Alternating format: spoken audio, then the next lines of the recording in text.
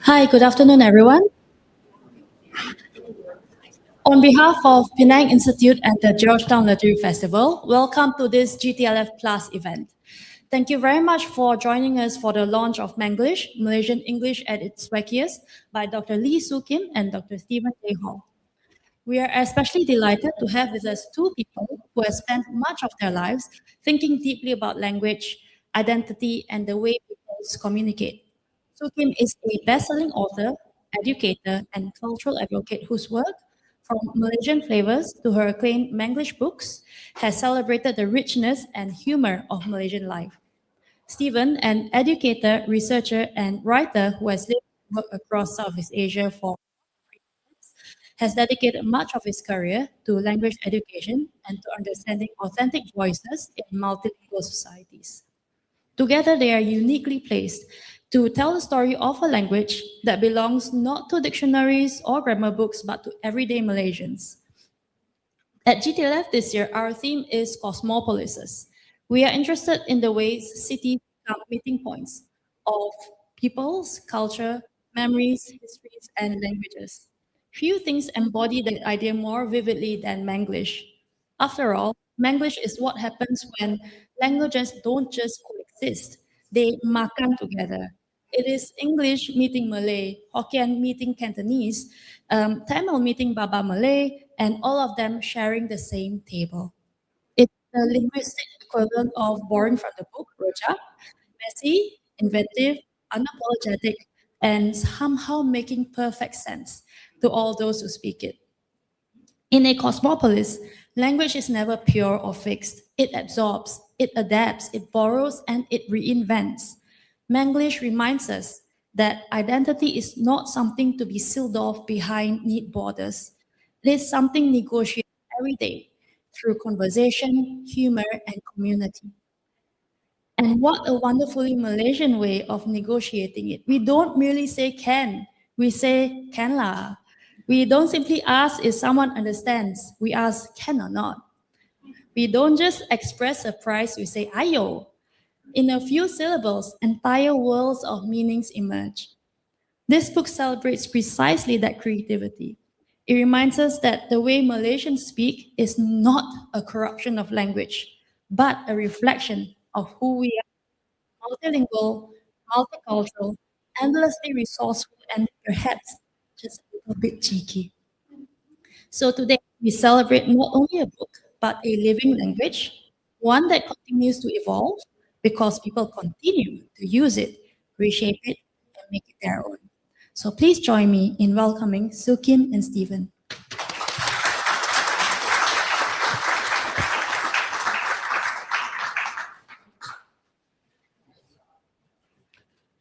Comes here, Julia. Thank you very much. It's a great pleasure for us to be here in Penang at the Penang Institute, an event organized by Georgetown Literary Festival. If nothing else, you'll get used to my New Zealand English. However, that won't be the main focus of today. So myself and my significant other over here, who's quite a Nonya beauty in my view, but I've been happy to share that for a couple of decades also. Ah, yes, my better half. I'm going to begin, though, by not being too academic, although I'm a retired professor from the Centre of English Language Studies at Sunway and have worked in English language for longer than I want to record. I want to rather take a light-hearted approach to this unique language, and I choose the word language deliberately. This is not a dialect, this is a variety of English. And of course, when the English came, you know, when they waved their flag and pointed their muskets and lined up the gunboats, and they came and they also spread English language everywhere. And Penang is an exemplary case of that here. We have amazing schools with long histories that have enabled a high level of English language in Penang. Now, it's English for international communication that everybody is interested in. However, Everywhere English has gone, it has evolved and changed to reflect the culture that it's in. And I don't just mean accents either. You all know that you can tell where someone comes from. You know, it's not too difficult really if you listen to them with their accent. But the thing about that, the thing I want to make is a variety of English is not just about the accents that people have. It's also to do with the fact that the culture permeates different varieties. So we have Japlish, we have Taglish from Tagalog, we have Konglish, we have Wenglish from the Welsh, and of course we have big differences between American English and the King's English or the Queen's English. My mother used to insist that we should speak the Queen's English and mind your P's and Q's. But I come from New Zealand in a town that was 60% Maori. And so when we talk with each other, you know, it's a bit different, isn't it, eh? So we have these varieties in which the culture permeates up, even when you have English in a strong position, as you have here in Penang. And Malaysians can write and speak English very well. And Manglish isn't about bad English at all, because Malaysian English reflects a multicultural layering. With New Zealand English, we have Maori and we have English. But here in Malaysia, we've got everything. It's a real rojak. It's a fruit salad extraordinaire. So the multicultural nature underpins what's happening with the different ethnic groups. And it also means that there are concepts that are rendered in English quite differently. I'll just give you one example, compound. Now, in Malaysia, if you get a compound, you get a fine. Yeah, it's a compound. Nothing to do with chemistry or nothing to do with the compound or the land. So what happens when a variety arises? It's not just the accent and the way people talk and the way they talk to you with English. It is not like that. ไม่เป็นไรนะครับ It is also to do with words actually changing their meaning. So Manglish is probably one of the most colorful varieties of English that there are in the world. And it is not just how people say the words, it's what they say in terms of the concepts underneath. Yes, we have Singlish from that little red dot at the bottom of the peninsula. But that mainly has Hokkien influences. In Manglish, we've got everything. Malay, Tamil, Hokkien, Cantonese, Hakka, Teochew, a little bit of the Northern Invaders language, Mandarin. And it is not bad English that we're talking about. There is some really bad English. We live in Subang Jaya in Kuala Lumpur, and I saw a sign a couple of weeks ago because there's a lot of student flats there. And in the student flat, you were able to get a dyeing room, you know, in case your clothes want to be deceased instead of dry. There was also a draying room. Dearly beloved, let us dray. And a kitten. Now, of course, we've all seen these weird signs, which are bad English. There is a Kedai Kopi. That's normal. It's a coffee shop. But in this one, which is in Puchong in Kuala Lumpur, you are able to get free wife. I didn't know there was such a thing as a free wife. So this is the kind of background about varieties of English. What I'd like to now do is ask Sue Kim to say more than a few words. She won't be too Chong Hai, but She's going to talk about how did Manglish, Malaysian English at its wackiest, start. So story time.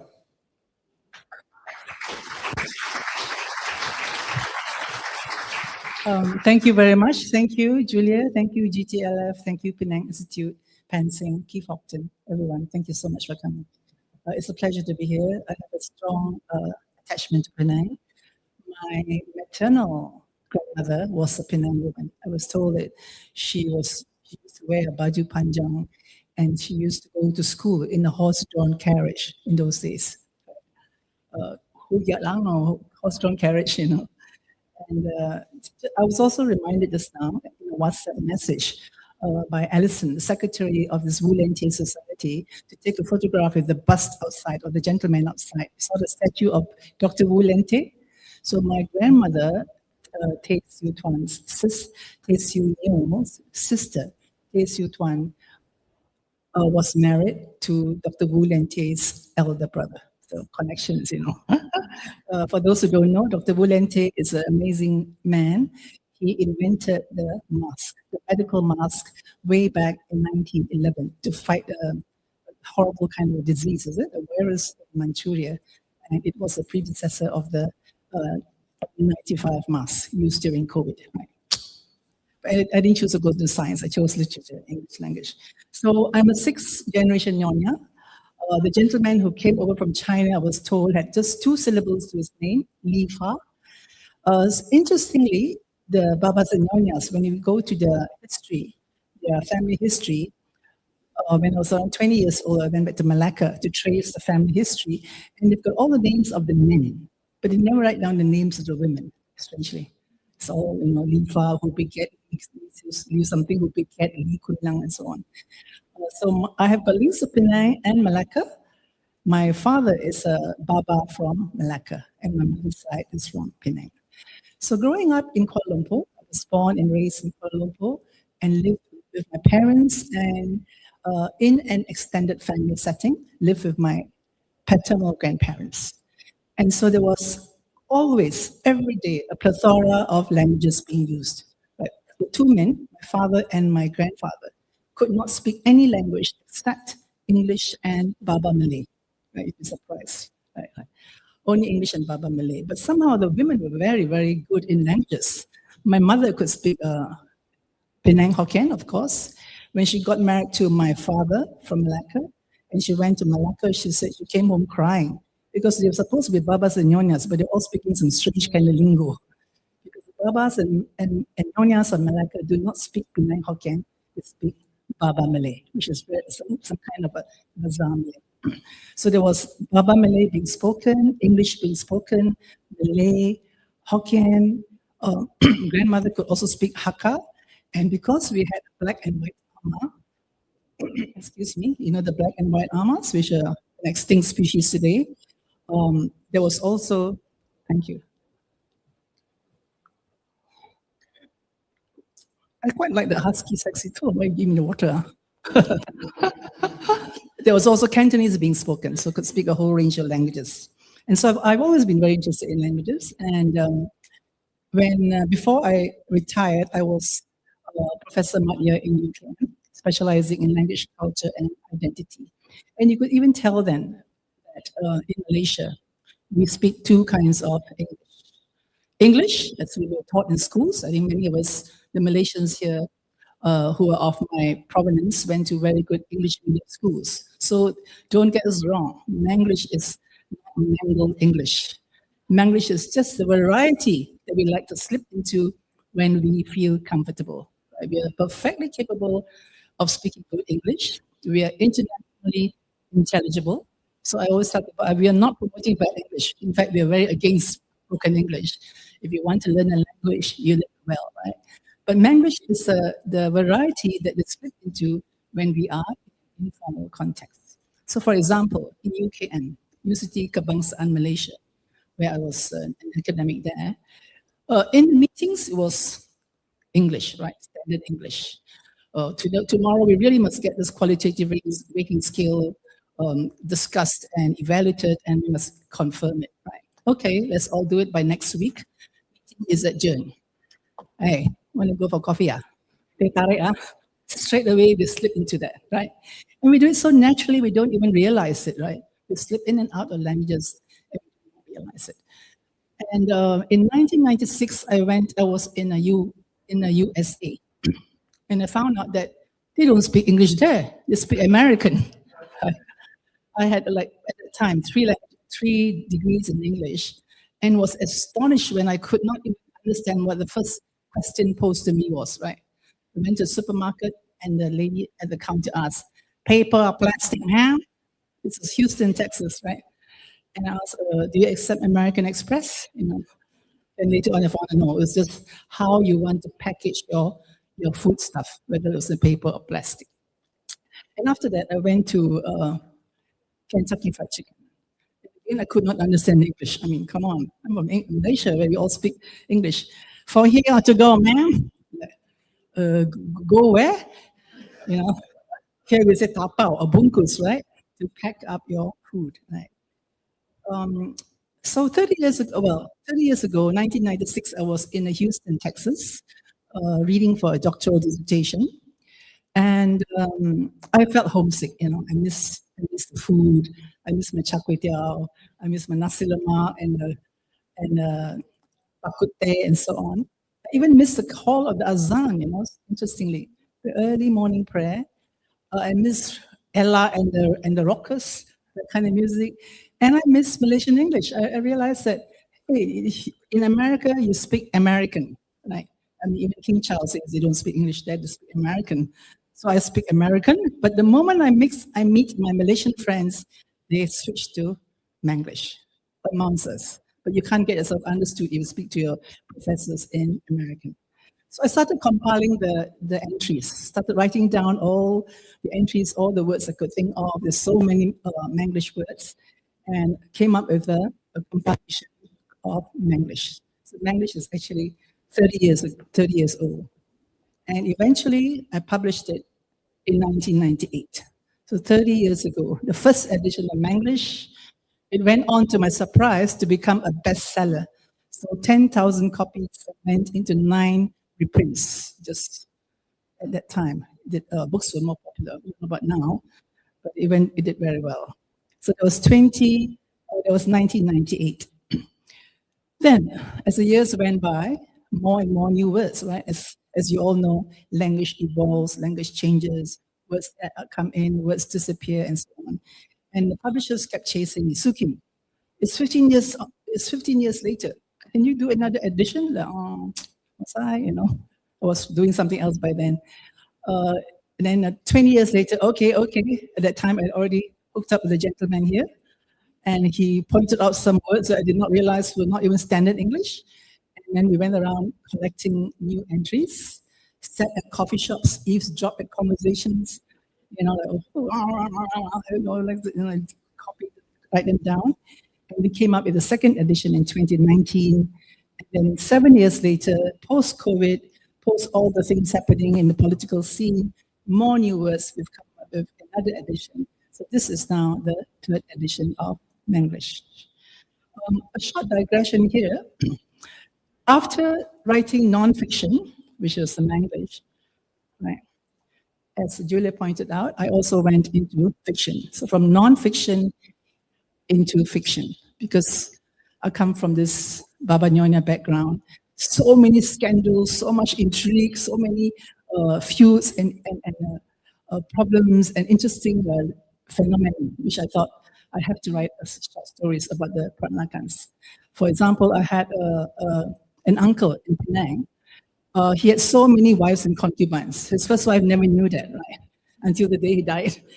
And then at the funeral, all these concubines and second wives and third wives came along with the children, and the first wife realized, oh my goodness, So he had a name called Bluebeard, right? So stories like that. So the first collection of short stories was called Kebaya Tales. And interestingly, again, it went on to become a bestseller. Kebaya Tales of matriarchs, maidens, mistresses, and matchmakers, right? So yeah. Then after that, another collection came along, because if you have a kebaya, of course, have to have the sarong, right? So that was easy. The second collection was called Sarong Secrets. Again, more stories of the scandals and the intrigues of the babas and nyonyas. We're very naughty people, very flamboyant and very jahat,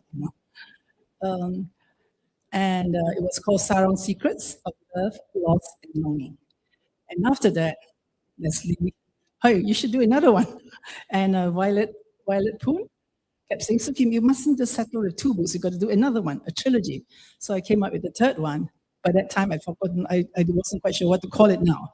After Kabaya Tales, Sarong Secrets, I decided to call it not Karosang Knockers.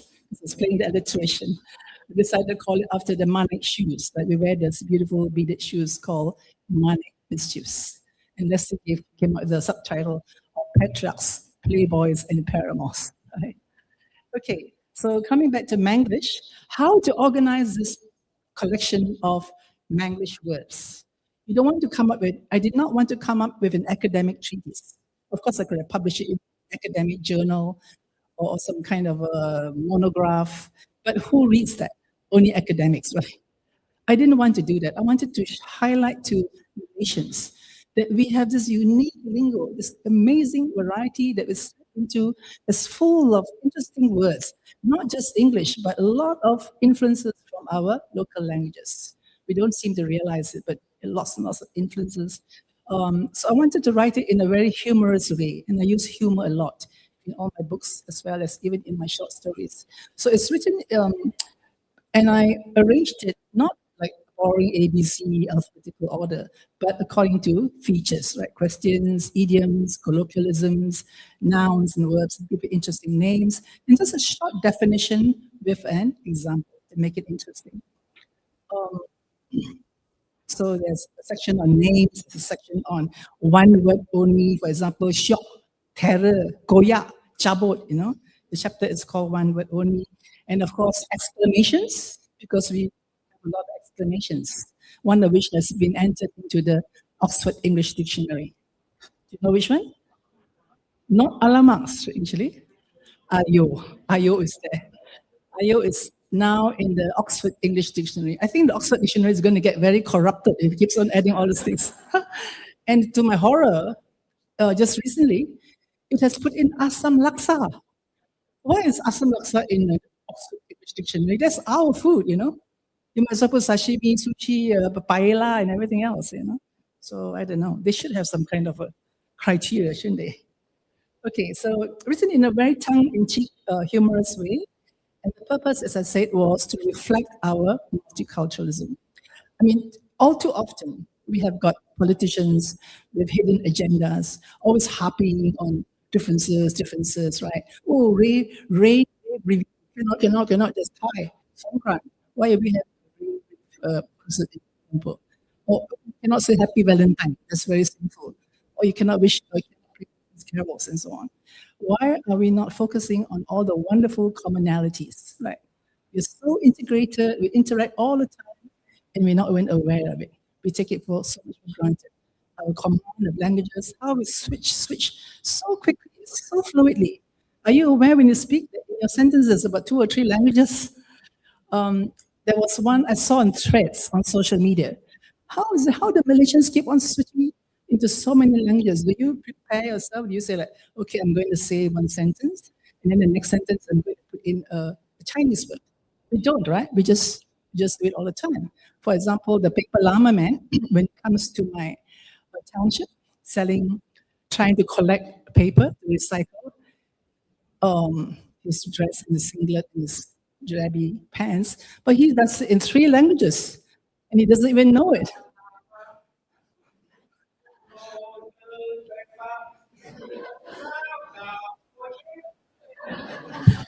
Three languages: paper, llama, English, Malay, old newspaper, Sao Kao Boji in Cantonese, right? So we are so used to it. Oh, the paper llama man, quick, bring the newspapers out, and then paper llama man comes to the house and he measures the newspapers this way. 5 ringgit. Thank you. So very, very unique.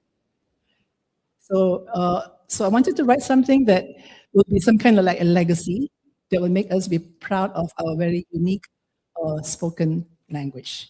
Right? Now I'll go into some features.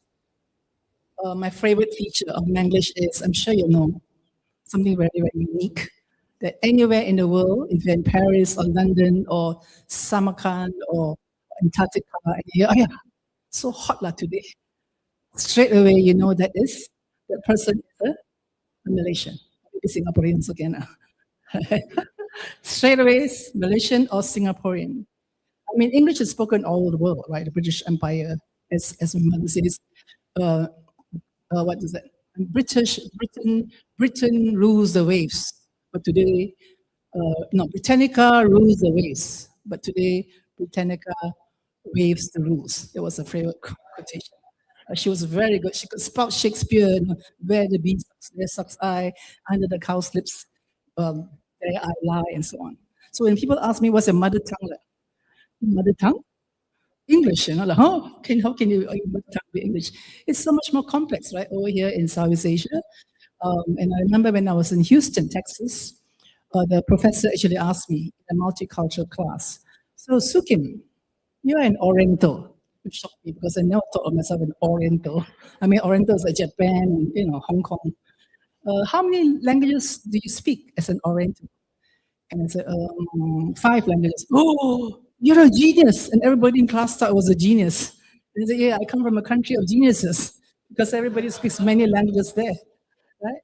So coming back to the La, when Stephen's sister-in-law from New Zealand, he's from New Zealand, came over for the first time to Malaysia, she said, Sukim, Malaysians speak very good English. I'm very impressed. But why are they always singing? I said, what do you mean by singing? Yeah, they're always going, oh yeah, I want to go and buy some, I want to go into the shop to buy some things. Law, everything law. They're always singing. And it occurred to me that to an English speaker from UK, from Britain, from Australia, from New Zealand, there's no word la in English language that you were born to, right? There's no la. The only la is the musical note, right? The re, mi, fa, sol, la. So she thought we were always singing, right? It's very, very unique. And this tail word, this tail ender, has got no meaning on its own, right? And yet it's so powerful. I'm sure many of you have lived here for some time. You would have come across la, and you can immediately get the meaning of it. This has got no meaning, but it's the way you say it, right? So for example, sorry, I forgot the time, I completely forgot the time. Compared to, sorry, I completely forgot the time. Compared to, sorry, I completely forgot the time, So, very, very interesting nuances. How do you do it? How do you use it? How many of you who are not Malaysians know how to use the la? Do you know how to use the la? It takes some time, It's like sambal belacan. It's an acquired taste. It doesn't come easy. I had one colleague who came from England. I la, want to la, go out for makan. Oh, doing it wrong. So how do I do it? I said, I don't know. We just do it. We just know how to use it, It's like you English people telling us she walked. Yesterday she walked. Yesterday I ate, right? How do you know when to change? You just know it, right? So same with la. You just it's an acquired taste. Not only do we have la, we also have ah, and again, no meaning, but again, very, very powerful. For example, we rebel against the question tag. You are going to complete the assignment, aren't you? She can climb up to the top of the mountain, can't she? She is going to get married again, isn't she? But we learn this in English language class, and we don't like all these rules, so we say, you're getting married again, yes, sir. We just, instead of using the affirmative yes, we just put the ah. Everything put the ah, put the ah. You are not going to buy that car. No, I want to go and buy this new car. Cannot, meh. So, again, tail enders. So many, many functions. They're softeners. They are for expressing emotions. They are for emphasis. They are for confirming. They are for questioning. And there's this joke about this English gentleman in the plane trying to chat up the beautiful air hostess. and he asked the air hostess, "So, Miss, what do you study? What are you studying? What do you do in your free time apart from, being an air hostess?" And she said, "Study law." And he, "Oh, you're studying law?" She said, "No, law." No. Yes. So Stephen will talk on the next part, because having left to Stephen, I found out that there's so many words that I did not realize were not standard English. I assumed they were standard English. For example, when I went to visit a friend, and at night I was going to leave, and this English friend said, "Oh, it's 11 p.m. I've got to make a move." And this British friend said, "Oh, what kind of move you going to make?" So he's going to tell us about some of the words we assume is standard English. Thank you.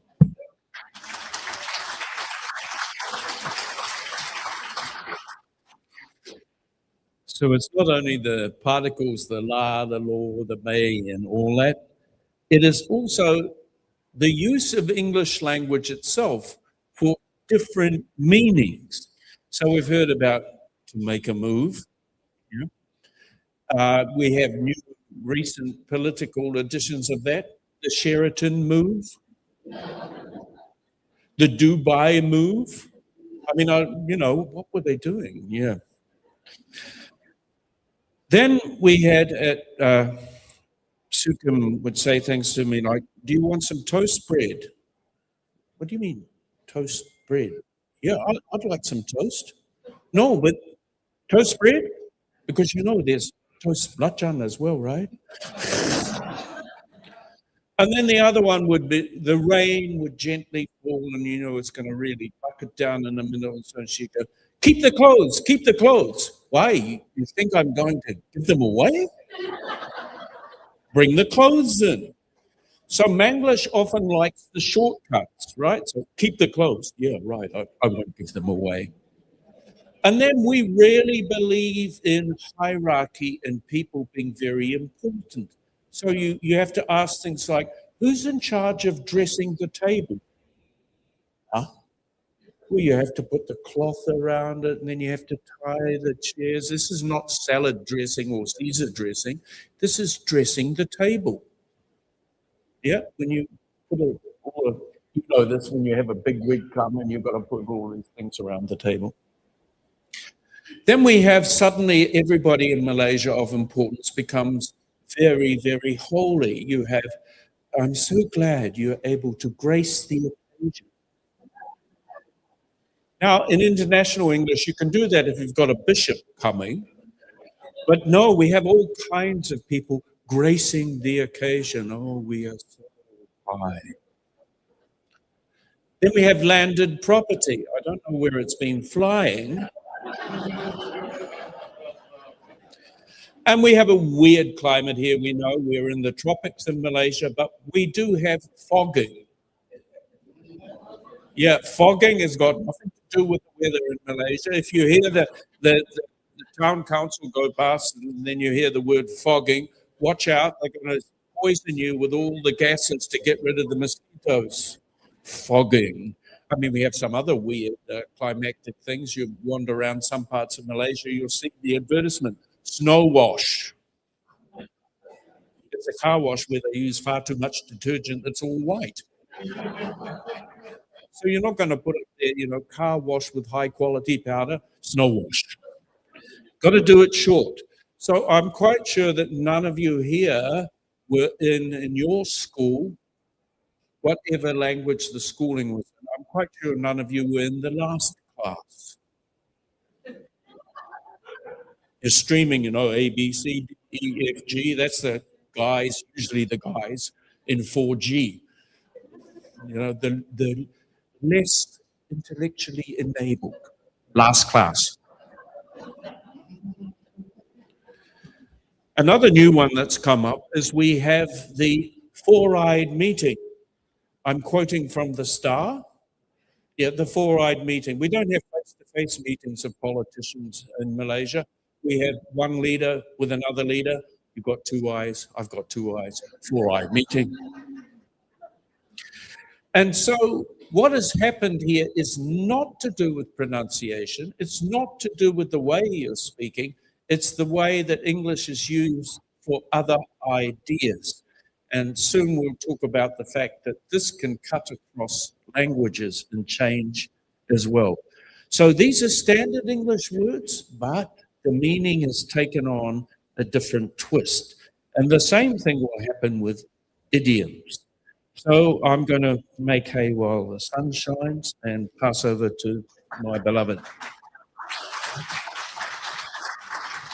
So I'm sure about those of us, you can remember English language classes, we had to learn all kinds of things. We had to learn about alliteration, onomatopoeia, stylistics, proverbs, and idioms. Idioms are metaphors that have a wider meaning than what the words suggest. Right? So can you throw out some idioms, English language idioms? Too many cooks spoil the soup. He maintains his broth, but I say soup. Too many cooks spoil the broth or soup. Many hands make less work, right? Make light work. A stitch in time saves 9. A bird in hand is worth 2 in the bush, and so on, right? We know that. But can you imagine Malaysians when we want to express our emotions? We're not going to use this idiom country that's 8,000 how many kilometers away, in the motherland, English. We're not going to use, oh, she's got bats in the belfry. We just, we don't even know what's a belfry, even though some of us go to church, but we probably say, hey, that one 6:30, right? Or she, tiga suku, right? So we switched, and it's very interesting. It shows that we are very much cultural beings. So language is very deeply rooted in our culture. And we, in our local cultures, we've got idioms too, not just the English. So we have, for example, I always remember my father when he drove us around in his car, and he gets very angry, he has got road rage, right? He's not going to say, make hay while the sun shines and all that. He'll say, your grandfather's road, a favorite. I don't know whether it's still used today. It is? Okay. So it's a direct translation from Nega Apa Keloa in Cantonese, right? I don't know whether it's from Hokkien. Right. So Penang Hokkien has got a very interesting one that we use in English. For example, I'm sure sometimes you come across some people like that. My uncle was like that. Usually when we go out for a meal, we're all fighting to pay for the bill. But he will be, oh no, don't worry, I will pay this time, I'll pay. But my hand stuck, I cannot take out the wallet. And behind the fellow wants send like bullock cart wheel. Right? Direct translation from Hokkien. Chicham Sangha Goja. Right? I think it's disappeared. And then of course you have one leg. I am the butler, I am the maid, I iron the clothes, I drive the children to school, I also earn money, I play chess, I am one leg kick, I do everything. Translation from Cantonese. And then this is a disgusting one. In Cantonese, we say, oh yeah, so much bureaucracy, so much red tape, really fed up. Want to out-heat. So imagine in London, you say, oh, you have so much bureaucracy, or so much red tape, I want to vomit blood. Your English friends will be utterly horrified. Oh, vomit is bad enough. Vomit blood, But Cantonese were very dramatic. We like to say vomit blood and use the word die. In Malay, you've got some gentle ones, rice bowl. So I've got students coming to me, teacher, please pass me my rice bowl, because if I fail, I problem, because it's my rice bowl. So from a Malay. And of course, the one under the coconut shell, right? Katak di bawah tempurung. This one, don't try and teach me what to do. Using the cover. I have eaten more salt than you. You will have a terrible case of high blood pressure if you do that, right? Or diabetes. Is this some Indian or Malay or Chinese? Eating more salt than you. Terribly, terribly unhygienic, unhealthy, right? And some, interestingly, while compiling them, some of them are still very much used. For example, your grandfather's road, but some have disappeared. Some idioms change and become extinct. And a very good example is back in school days, in the Bukit Bintang Girls' School, it was my alma mater, the teacher will notice something. Young lady, your Sunday is longer than your Monday. Some of you will know that, right? Which means your petticoat is showing. I don't know why she won't say your petticoat is showing. She will say your Sunday is longer than your Monday, right? From what I know, it's the same number of 24 hours, right? But and anyway, it's extinct because young ladies nowadays do not wear petticoats, right? The other favorite, which is also extinct, which has died out, is again the school teacher comes into the class, a whole classroom of young ladies. Young lady, your coffee shop is open. That's straight away you close your coffee shop, your ties. You keep it. We have a word in Malay, kangkang, right? Right. And we have colloquialisms that have made their way to Manglish. Again, we are cultural beings. Even though we're using this language, which was brought over to us and taught very well in very good schools. I'm sure you got a wonderful Penang Free School, Methodist school, very, very good English teachers who went to Cook B to study and came back and taught us how to speak good English. But we've got cultural concepts that do not have words in English. Right? Just like the Eskimos have got, I was told, 20 words for snow, right? So we could have got things that, English doesn't have any word for it. For example, our food. We believe in the yin and the yang of food.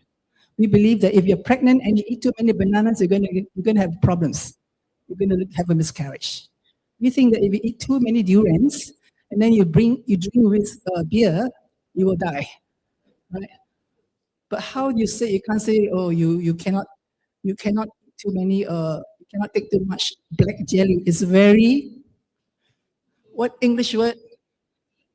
No, black jelly and green bananas is very cooling. If you look up the dictionary, there's no cooling for food.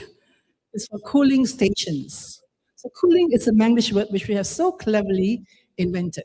So Manglish is also very creative, very resourceful. Use this word cooler. Just use the word cool and then call it, put ing lah, cooling. Very good. You must take this, very cooling for you. Cannot take durian and then drink alcohol, okay? Very, heaty. Not spicy, not hot, heaty. Again, an English word that we put the Y and it becomes heaty. Very creative. And then we also have in our cultures very specific words for kinship and relationships. For example, Taikuma is the sister of your father. Taiyima, Kuchik, Naminai, very, very specific words for relationships. If you say he is my kaufu, straight away I know that that gentleman is your mother's brother, right? In English, auntie, uncle, right? Everything is auntie, uncle. So you can come up with problems. For example, if a child goes to study in England and then he sees his landlady and he's trying to be polite. Good morning, auntie. How dare you call me auntie? Right? And this happened to me in Houston. My son's two little friends, I think they're children of the gardener, they come in. So Kim, can I have some Coca-Cola? I was like, oh, how rude, these two little fellas. Excuse me, don't call me Suki, call me auntie. They look at, you're not my auntie. So again, problems, right? Because of the misunderstanding in cultures. So we have this Manglish word called cousin brother. I've got 5 cousin brothers and 3 cousin sisters. And to an English man who's not been over here, look at your mind. Is it a cousin or is it a brother? Right. We say cousin brother to denote the gender of the cousin, not the brother. We also have colonial relics, although the British have left 60 years ago. We still are very fond of certain words. For example, during the days of the empire, the British mem sahibs and the twans can't stand the heat of the lowlands. They like to go up to the hill stations. So we've got Fraser's Hill, Cameron's Maxwell Hill. I don't know why Penang Hill has got no English name. Why is it not called Crack Hill or something? It's called Penang Hill. So anyway, we have this word called outstation. Where's your boss? Oh, enjoy any. My boss has gone outstation. Right? Hangover from colonial days. And just I think last week, an English friend came over, a publisher. He's married to a local Penang girl. Oh my God, I don't know why this father-in-law of mine, I can't understand what he's saying. Because I go to the car and it says, Gostan, Gostan, Gostan, Gostan. He's married to Penango. Gostan is again old, for go astern. The days when we sail on ships, go astern. So colonial relics. Another one is suspenders. My father would say, where are my suspenders? And actually, for him, suspenders are the pants, right? Which is very strange.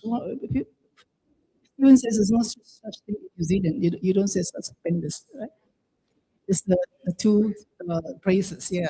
I don't know why my father's generation, that's what he's wearing. He's wearing. Right, but in Malaysia, this is the suspenders. Yeah. I think it's died out too. We don't see suspenders now. Yeah, interesting. So Manglish also shows our disdain with grammar. In English language, we have got 12 tenses: present tense, past tense, future tense, present perfect, past perfect, present perfect, present perfect, continuous, past perfect. And so if I had my lunch, I wouldn't have been so hungry, Had I known it many years ago, I wouldn't have married the other guy. So I would have completed my story had the fire not broken out. So did she or did she not complete the story? She didn't, right? So in the court of law, it's very, very powerful. You can tell exactly what happened. Did the butler do it? No, the butler had left the house when they found the billionaire had choked to death, something like that. So it's very good court of law. In Malay, belum makan, sudah makan, akan makan. In Cantonese, cak lah, cak punya aboy cak, cutting cak. In Cantonese, gasik fana, tangit sik fana, mi sik fana, We don't have all these terrible convoluted tenses, right? And so what we do in Manglish is, have you done it? Have you have you done your homework already, right? Or not yet, right? It's like a rebellion that gives all these things. In present tense, we are going, aren't we? Can do it, can't we? We just say, is it? Because we are so confusing. You are going, is it? She's coming to the party. You're not going, isn't it? Very, very clever, right? And prepositions. We have prepositions in English, very, very confusing on off and so on. And when it comes to things to do with dials and knobs, we are too tired to think about switch and tune and lower and higher and toggle. We just say, on the aircon, off the lights. Grab driver, can you please off your radio, very noisy, So very, very disrespectful, right? Almost like a rebellion. And pronouns, possessive pronoun and objects of pronouns. This is my bag, this bag is mine. This is your lipstick, this lipstick is yours. In Manglish, this is my bag, this bag mine is one. This lipstick is yours, this lipstick is yours one, right? Short forms, right? Now, Stephen will talk about the national pastime of Malaysia, Manglish.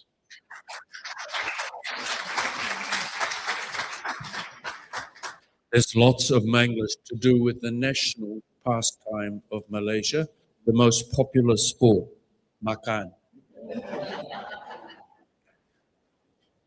We've got all kinds of use of English. I mean, you've heard of lamb chops, pork chops, but in Malaysia we have chicken chop. You can only get chicken chop in Malaysia and Singapore. Probably some Hainanese chef had to keep the matsali, the white guy, happy, so he got the chicken, bashed it up to make it look like it's a chop. We have kari kapitan, kapitan spelt with a K. We don't know if it was the captain, as in the Chinese guy that used to be in charge of a particular settlement or clan, or whether it was a captain. But kari kapitan. Here in Penang is the home of Bengali bread. Bengali bread is the square white loaf, which is pretty large. Actually, the origin of the word comes from the fact that one of the first bakers in Penang was from Calcutta. He was from Bengal. So we have Bengali bread, square, big, white loaf, I think they like blotting paper, but that's another story. And on bread, we also have lots of different rotis. Yeah. or if you go to Thailand, latte. So roti John. So roti John was something that was created for the British servicemen, where you had the baguette and then you minced up all the meat. You had to add the chili to it and you put it there and you got your roti John. We don't know who the original John was. If you go over the East Coast, there is anything also got kind of soup. Inside it is everything under the sun, all kinds of parts, spare parts you don't want to know. So you look for the soup, it is gearbox soup.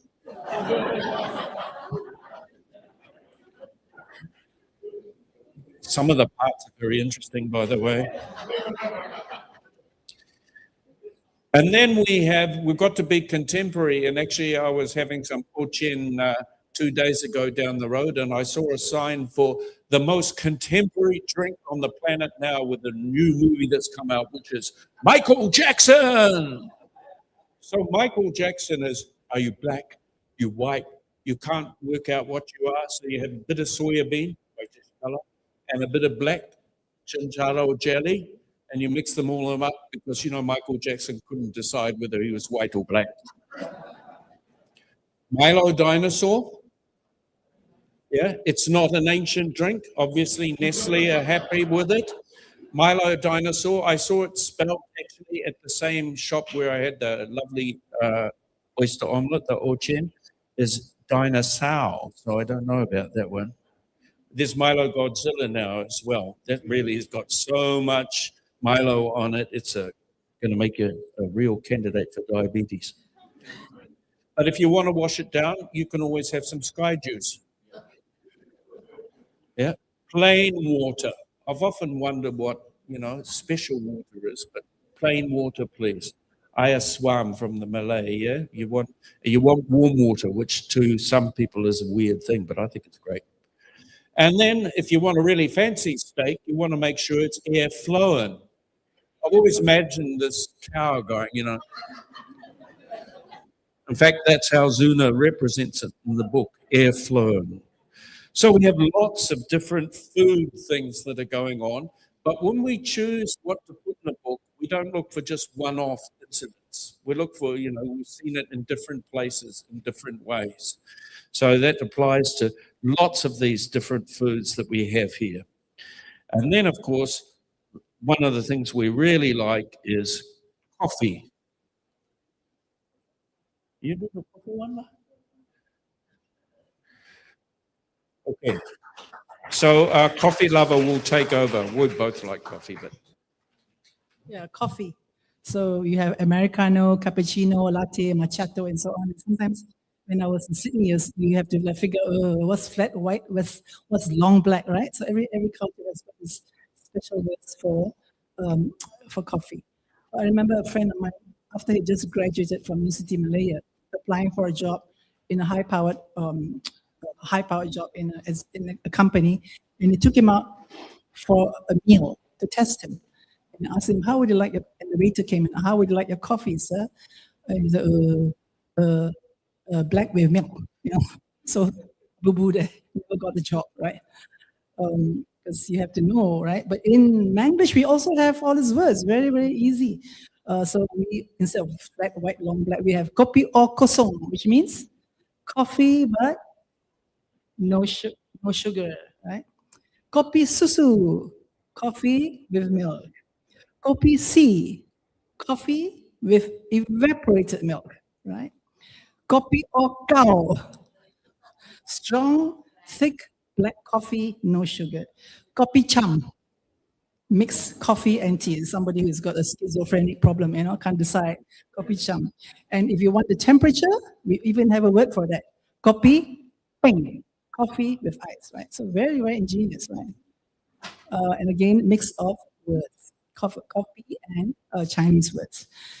Another interesting feature of Manglish is portmanteau words. Portmanteau words are blend words, using words from two words to combine with the combined meanings. For example, brunch. Brunch is breakfast and lunch, so it's somewhere in between.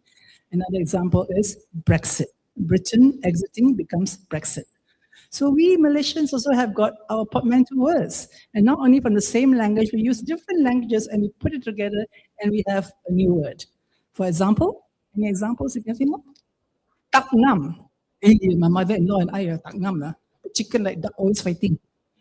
Tak ngam, tak is tidak, which means no. Joe is laughing there. And ngam is suitable. So Malay and Chinese word combined to form a Manglish word called tak ngam. Not suitable, tak ngam. We're not going to say, she's so unsuitable. We say tak ngam. Other interesting portmanteau words. So portmanteau words, another one would be mempersiasuikan. Siasui is a disgrace. From Hokkien, right? Siasui. But we are using the Malay penambahan system. Memper and kan. Don't mempersiasuikan me and don't speak properly. You better speak properly. Otherwise, you mempersiasuikan saya, to bring disgrace and shame. What is your son studying in university? Oh, my son studying law and pathology. Again, more portmanteau word. Pathol is to go dating. Logy is the study of, right, biology. So it's doing pathology. I just stepped into my shoe. There's a frog inside there. So gillified. Gillified. G-E-L-E-F-I-E. Gillified. And then lots more. Aboden. Recent one, not during my time in school, but a very recent one. Like, oh, uncle, so you see your neighbor washing his car. Uncle, you washing your car? Uncle says, Aboden, I am washing my car. Right? What do you expect? Also, acronyms. I never got any scholarship, no MARA, no APA. I only got Pharma scholarship. Pharma, father, mother scholarship. Pharma sounds like a, and we love acronyms as well. I heard that your son's got a girlfriend. What is your the girlfriend? CIMB? Chinese, Indian, Malay, or banana? Very, very interesting, right? And in the past, we Straits Chinese, but Babas and called OCBC, named after the bank. Orang Cina bukan Cina. Sarong cannot speak in Chinese. Orang Cina bukan Cina. Okay, and we also have, as I think Stephen mentioned earlier, found in Malaysia.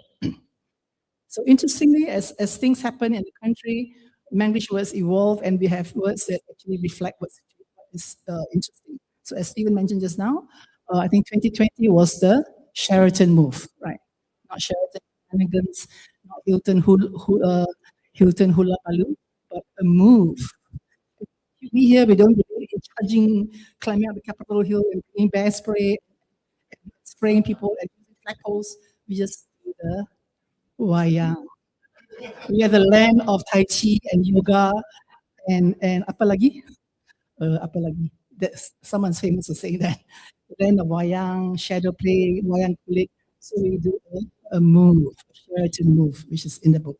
We do after that, we don't like the hotels. We don't want Sheraton. We go overseas. We go to Dubai. So we got Dubai move, right?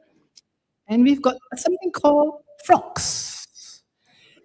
In England, you cross the floor because of a change in your political beliefs, right? You cross the floor. Here, we don't cross the floor. We work very hard. We campaign. We get people to vote for us. We spend a lot of money, and then you vote for us, and then you finally get elected. Somebody dangles big money, and you jump to the other party. So you become very rich, but you get a lot of disgusted stares and glares from your people who voted you in, right? So it happens so frequently in the past. I think back in 2015, 2016, 2018, it happens so often. So many frogs jumping, not because of political beliefs, but because of the copy money. We have that word too, copy money. So much so that we had to pass an anti-hopping law. 2022, there was actually a law called anti-hopping law. So can you imagine you're in England and have you got an anti-hopping law here? You know, you'll be so shocked. What the heck is anti-hopping law? We've got YB, because over in England, you have the honourable, the right honourable gentleman from Yorkshire. But here is, I remember one friend asking, why our politicians all have the same name? So what do you mean? They're all YB, YB, oh, YB, oh, YB, YB, right? Which actually is a short form for Young Berhomet, right? Yeah. Stephen, you want to talk about, before we go to Stephen, there's one interesting thing which isn't English, but in the way we interact in a cross-cultural relationship. I think some of you would experience this, those of you who have lived in Malaysia. You see, right. See, when a native, within inverted commas, native speaker of English found out, shut up, in England or in America. I remember when I was in America, in Houston, and this person was on the phone. I was on the phone talking to this person, trying to sell something, insurance, I think. And then I'm talking to this person, and then he's very quiet, and I'm not used to it. Hello, are you there? Yes, I'm listening. This is called chronemics.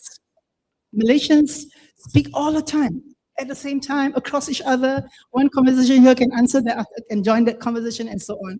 And this drives him nuts, because in his family, in his country, you speak, turn take it, then I speak, then after you finish, he speaks, you know. So in New Zealand, oh, I've got to wait for him to finish. But in Malaysia, we speak all at the same time, right? And this drives Stephen nuts, because we do polychronemics, right? We overlap and we interject and we cut in, and then we can pick up conversations here and there, right? Okay, Stephen will now talk about, found in Malaysia. Right.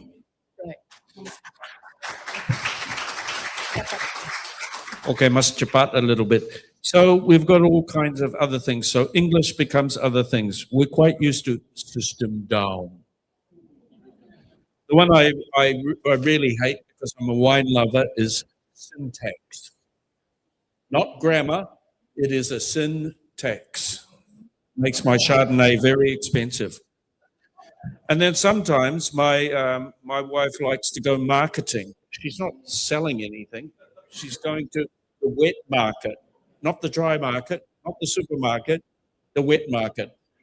I'm going marketing. So the words themselves have a different concept, because of course we often go to the market.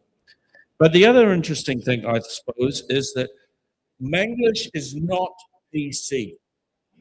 It is not politically correct. So if you're a person who's very, very woke, just buy a book and leave. No.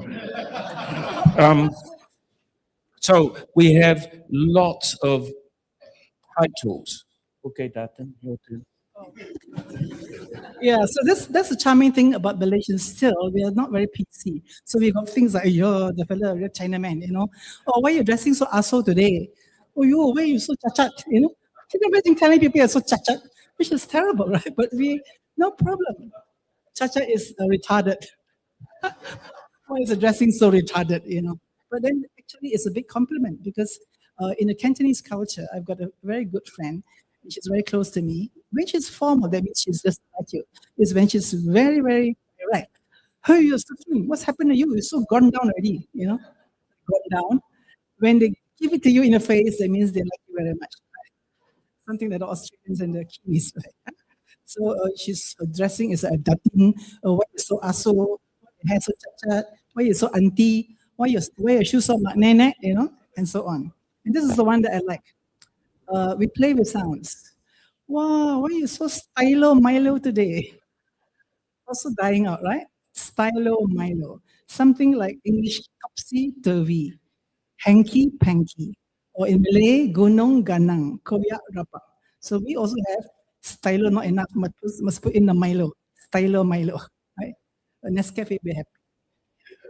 And then also we've got words that English language does not have that word to describe it. For example, that uncle, the way he looked at me, so humsup. Because Randy is not correct, lecherous is not quite apt, but humsup sort of hits the nail on the head. A bit well, how they explain it, how a bit randy.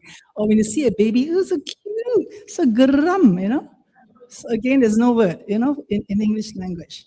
Okay, so I think to wrap up, Stephen, you want to talk about the conclusion? And then we can do the skits.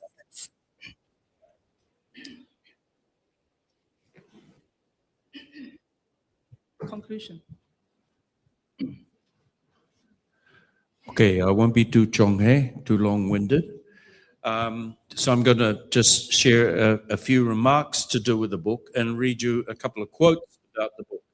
Yes, it's humorous, but for those of you who want to inquire about specific words, the new edition has a index in it. It starts with A, like all good indexes have. But I think what's interesting too is to understand that there is a real academic basis to it. Although we've organized the chapters in kind of fun headings and group things under fun headings. I'd just like to quote from Professor Tamas Kiss from Centre for English Language Studies, Samoa University. Manglish, Malaysian English at its wackiest, third edition, is proof that Malaysians did not break the Queen's English, they upgraded it, double confirmed.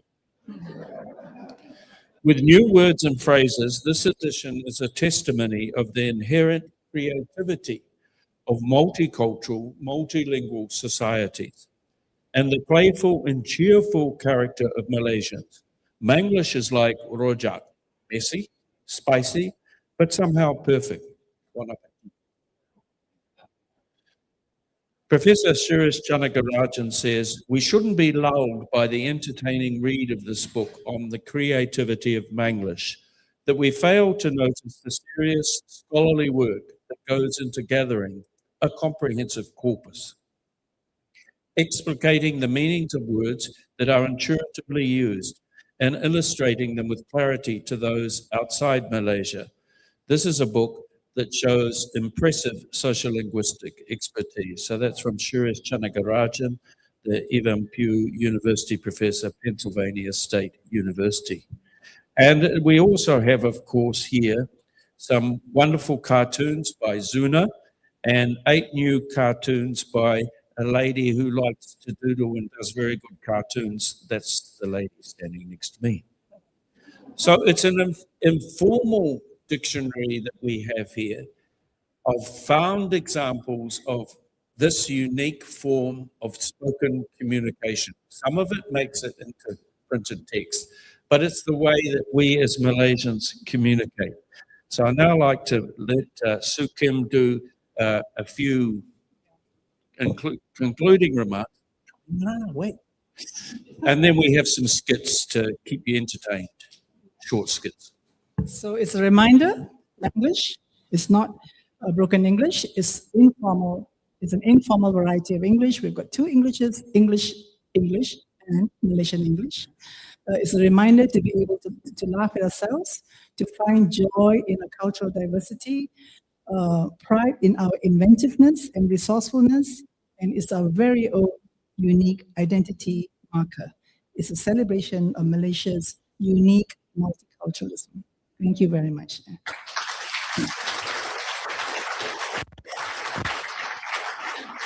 We're going to go to part 2 next, which is we're going to do some short skits. But before we do that, I'd like to share with you my next work. It's a dream. I thought it will never materialize. As I shared earlier, I've written non-fiction. I wrote fiction, short stories, but this thing is hard to do. But I did it 5 years, starting from the second year of COVID till just recently. I've written a novel. It's called Run, My Daughter's Run, published by UK-based Monsoon Books. It's based on the life of the grandmother of mine that I told you about, the Penang grandmother and her daughter. Because this Penang grandmother had 5 daughters. My mother was one of them. This took place during the Japanese occupation. Girls had to run and hide, right? My mother had to, at 21 years old, cut her hair, dress in shabby man clothes, put coal on the face, look ugly, just to escape from the Japanese. They came around knocking on the doors, looking for kunyan, looking for young girls, for their comfort stations. So a lot of books have been written For example, Three Keith, The Road Far North, many books on life in the concentration camp, stories based on the Allied forces, by Allied forces. But no voices, not many voices from Southeast Asian people, because they just wanted to forget about it. It was so traumatic, they wanted to move on. But I use a lot of dark humor as well. And it's important to record the voices. And my 99-year-old auntie was one of the people who shared the stories.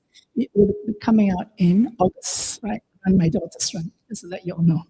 Okay, now let's go to part 2, the skits. Right. You stand here? So the first skit, part 2 is a skit. The first one, we're going to be conversing. The context is in a factory. I'm the boss lady and he's the employee. And I want you to listen to the conversation and then tell us, talking like an educator, tell us what the feature of Manglish is for this one. Hey, yo, why are you taking so long? Faster lah. Faster lah, hey, yo. Doing.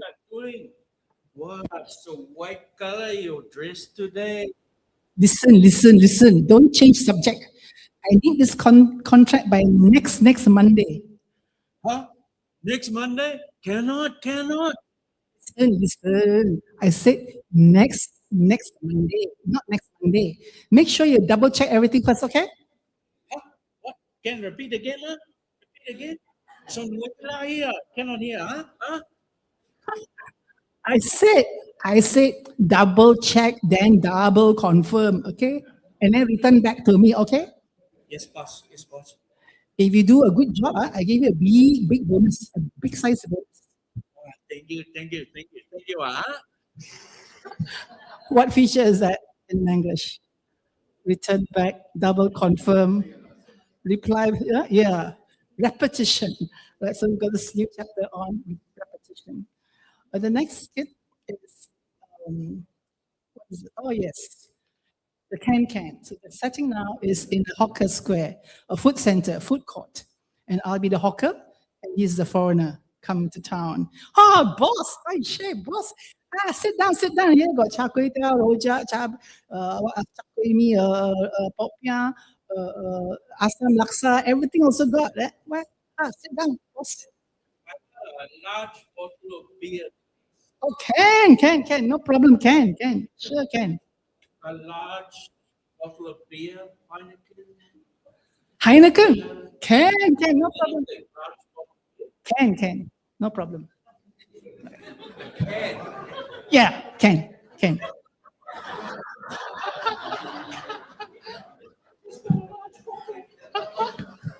So this actually happened to his friend. Because people have pointed out, why are Malaysians so funny? Why don't they say, this is a foreign colleague of mine, why can't Malaysians say yes? Why must they say can? Again, inference from boleh, tak, highlight, esai, right? Our local languages. Wait, not yet. What? Oh, the next skit. Okay, wait. I'm talking to the crowd here. Don't interrupt. So rude. The next one is giving directions, right? So Malaysians give very, very interesting directions. In the US, you use cardinal points, right? North, south. In New Zealand, England. Wait, I haven't finished. You use roads in New Zealand, like the Hibiscus Lane and Chardonnay Road, whatever. But here, look at how we give directions. I want to find that famous fried oysters. Oh, oyster, fried oyster. Oh, you mean the ortian, the famous ortian? Okay. First you go straight. You go straight. You see the 7-Eleven, huh? You see the 7-Eleven, huh? Then you turn right, huh? Then you turn right. You go straight. Go straight till you see the temple. You know the temple, the curly temple, the red roof temple. Then you turn left. Then you turn left. Then you reach the roundabout. The roundabout. Don't go 9 o'clock. Don't go 12 o'clock. Go 3 o'clock. Don't go 6 o'clock. Go 3 o'clock. You go straight. Then you see the Ortian store.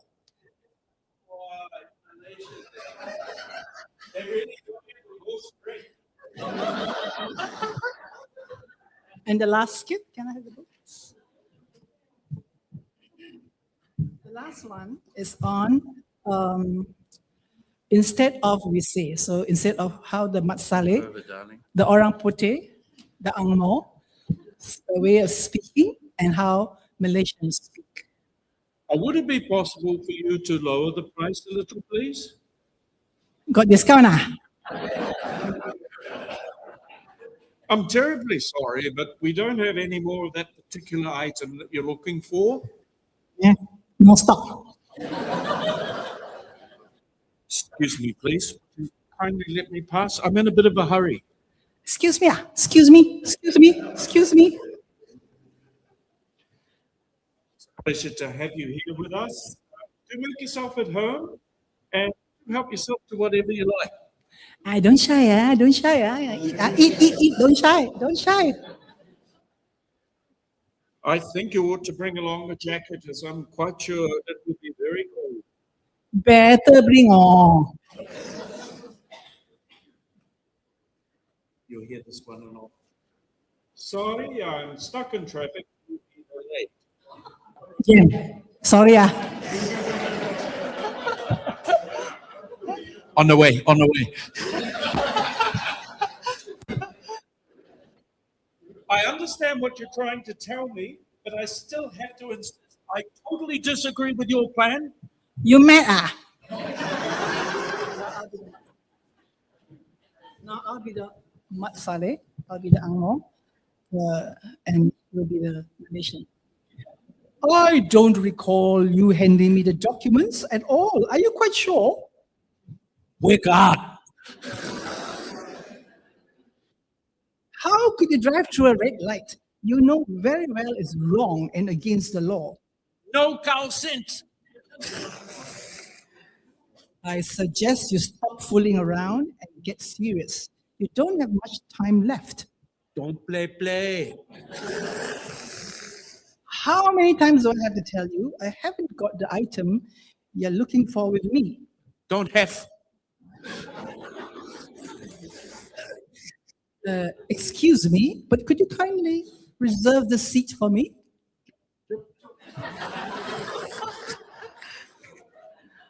Last one. Oh dear, I think we've gotten ourselves into real hot soup. Dialogue. Thank you very much.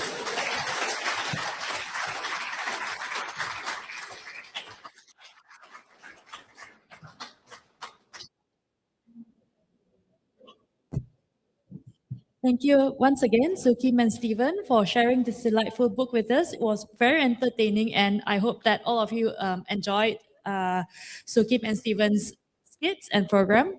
And thank you very much, everyone, for spending the afternoon with us. I hope that today's conversation has reminded us that language is one of the most vibrant expressions of who we are. Whether it's la, ayo, can or not, the words we use tell stories about our histories, communities, and everyday lives. So please do stay around to meet the authors, buy a copy of the book over there, get a book signed, and continue the conversation. And while you're here, do keep an eye on GTLF as we prepare for this year's edition. We'll be announcing our program in the coming months, and we look forward to welcoming you back for more conversations, stories, and encounters from across the world's many cosmopolises. Yes.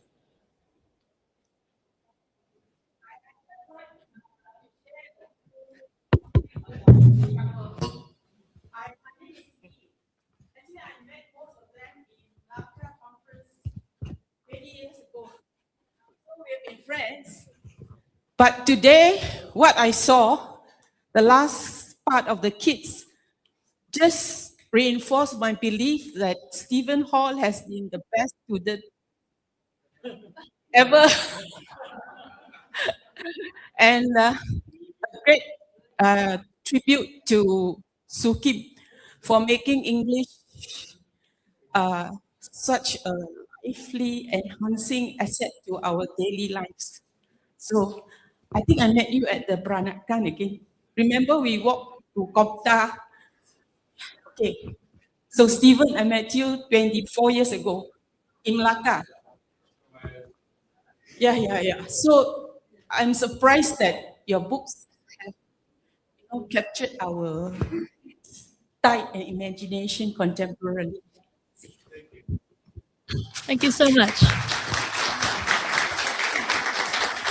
So thank you, everyone. And without further ado, I will.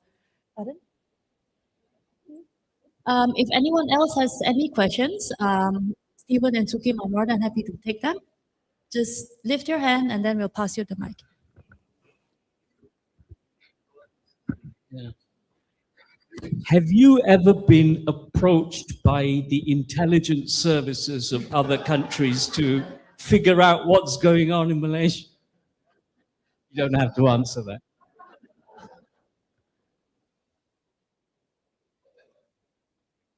Is there such a thing as intelligence services? It's a bit like military intelligence, isn't it? Or political sense. Thank you. I'd like to thank you very much for a very entertaining and informative talk. I grew up myself in a multilingualistic environment, a lot of years in my life. Have you noticed with Manglish specifically that there are efforts or have been efforts to damp it down or make it not unpopular, but to avoid using it, things like that by state authorities, etc.? No, not at all. I think the thing is to realize the different places for where these languages exist. I know Singapore, I was living in Singapore when they had the Speak Good English campaign.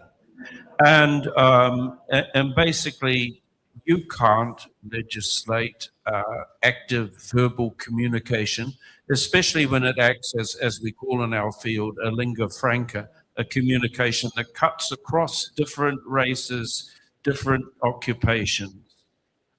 So even like, for example, when I was working in the Centre for English Language Studies, where we specialized in English for specific purposes, in the office, we would be code switching. We would be what we call plurilingual all the time. So if I wanted some things done with my local colleagues, sometimes it'd be in English and sometimes in standard international English. No, in Malaysia, I think we have enough to do with keeping fluent Malay and fluent English alive and accurate without bothering about how we talk to each other when we're in the market. You know, I go to the market. Do you think I can say to the lady in the market, "Excuse me, please, would you please fillet that fish so I can have my soul?" I mean, she's not going to look at me and go, cook a mouthful, you fillet, Can. So in that sense, we're actually very skilled users of language because, for example, you can tell whether I'm speaking to the contractor, or to a very skilled professional. Just by the way, we're constantly switching, right, from equilectal to basilectal to the varieties. We're constantly on the continuum of languages as well as varieties, as well as local languages, and putting in foreigners into English language itself. Very, very skilled, but we take it for granted, Malaysians, right?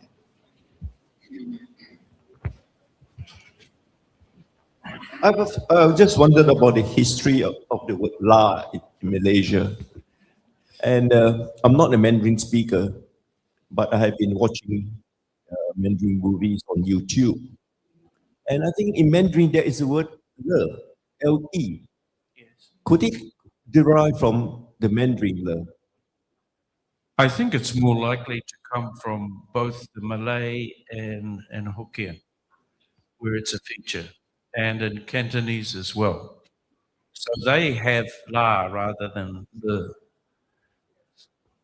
I think, yeah, I agree with Stephen. I think it's very much the local languages, Cantonese, Hokkien, and Malay, not so much Mandarin. Because remember, people like us, well, people like me, I can't speak a word in Mandarin, except for wo, ai ni, ai wo ma, which is a ma there, right? But not the, not really. Could I make a comment about the use of the word auntie and uncle among the actually Southeast Asians? I've got Vietnamese friends, and they do use it too. I had an electrician come to the house, and And immediately he greeted me with uncle. I think it's important to think that we grew up in a very family-oriented family environment years ago. And now we have solitary families now. I think the minute you address someone as auntie and uncle, you establish immediately a rapport. And this Vietnamese electrician is about 40 years old. Straight away established a rapport with me by using the word uncle. And then he did the money work for me and he didn't want to charge me for it. So there's a connection. This is quite important. And then coming back to perhaps among the Chinese, with the surnames. I noticed that in China now, they only use two names, the surname and their personal name. In Penang, we still use three names. The second name is usually generation name. And the minute if you know your generation, someone who's more senior to you by his middle name, you got to call him uncle straight away. So again, that's that link of family culture, extended family system. Thank you. Yeah, true. That's what I said earlier. We are cultural beings, so we are. Not only do we use a range of languages, we also know the cultural context, right? So, for example, if you're in a market and you want to get a discount, makcik tolonglah, but borang sedikit, you use the word makcik, just happy. Or when I go to the market and this fishmonger wants to sell something to me, he won't call me aso, he'll call me leng noya, which sounds pretty good. But now it's no more leng no, it's leng che. But still not aso, So you still have to know what kind of words to use, auntie or inche or pakcik. So Malaysians, it just comes very automatically. Pakcik, tolonglah, saya nak pergi ke New Zealand. Can you quickly do my passport for me? You call me pakcik a bit, you use a bit of a body language as well, you can get things done. So you have to know If I can just add, it's the other way around as well. My favorite butcher calls me Agel. So I feel very young and I always buy from him. Yeah, very skilled. Thank you. Wonderful lecture. Loved it. I've spent long years in Vietnam and Thailand before moving here. The Vietnamese had the same thing. When I was very young, I had to use one set of pronouns for people. And then when I went back, I was older and discovered that I had to change them. It was a change of relationship over time. Thais do the same thing. Vietnamese have less today because the liberation, all that, whatever you want to call it, from 75, everybody's just on em, on whatever, 3 or 4 and that's it. Or bang, friend, you can add on. The other observation, I wanted to ask you if you've ever been in touch with Bangladesh and the English newspapers in Dhaka and their hysterical use of, okay, you have. I won't go into all that. Thank you so much. But I know what they mean because I had a friend who was an oil rigger, a geologist, and they whisked him off the oil rig, took him to the office, the headquarters in New Delhi, and said, "Sir, I'm so sorry, your mother has expired." Instead of your mother has died. So yeah, very charming. And advertisements looking for wives, like I am looking for a wife of wheatish complexion. Wheatish, not white, not black, but wheatish. Wheatish. So very fascinating Englishes, all these various Englishes in the world, not just Manglish, but I still contend that Manglish is the most interesting because it's got so many it's got words from so many languages compared to like Taglish or Konglish or Finglish or Japanese. I did forget one. The is also in Thai when you express disbelief with a statement. Like if I said I was 21 years old, 21, love. So it exists in Thai. I bet it did come from Chinese, though. There's a lot of Thai did. All right, I think that's the time we have. So once again, please get your copies of the book over there, and then you can proceed to let Soo Kim and Stephen sign your book after that. And stick around, talk to the authors, and thank you very much.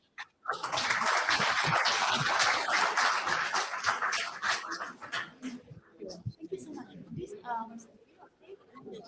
Okay.